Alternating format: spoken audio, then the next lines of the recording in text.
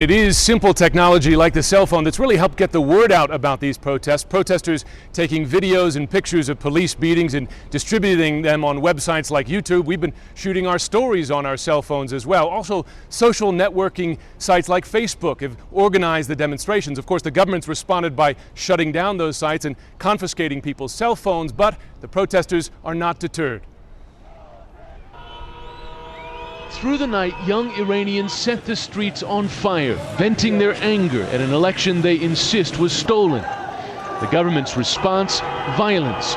Armor-clad police attacking protesters from the backs of speeding motorcycles. The crowd lashing back with sticks, rocks, anything they could find.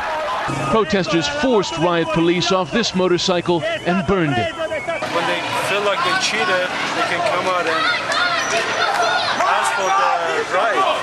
It was a weekend full of turmoil. The protests sparked when the government declared hardline President Mahmoud Ahmadinejad the landslide winner over his more moderate challenger, Mir Hossein Mousavi, who many here believed had been leading the race.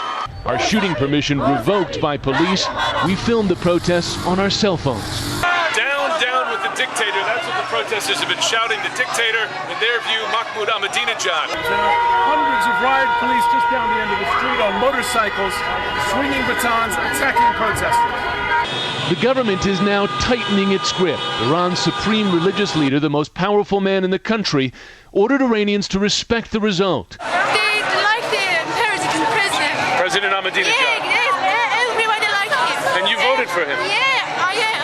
Everybody likes him. We support him. We like him. And President Ahmadinejad made a show of his own popular support. Tens of thousands flooding into a central Tehran square Sunday. Today, Iran's supreme leader has launched an investigation into allegations of voter fraud, allegations he initially dismissed, but at the same time, he's refused permission for this major opposition rally this afternoon. Diane? Well, Jim, tell us a little bit about how dangerous this is, because we know to take to the streets is one thing, to film it, send it out to the world is another thing.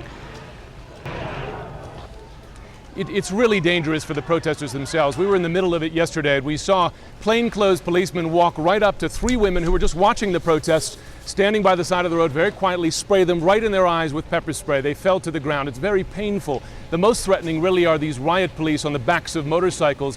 They speed up sidewalks, down the streets, they'll run people down, hit them with batons, and they'll really attack anyone, whether they're being violent or just taking part peacefully. And you and I were talking on your cell phone earlier about this. Tell me about the women specifically, because it's one thing for men to take to the streets. For women to do it is a different order of magnitude.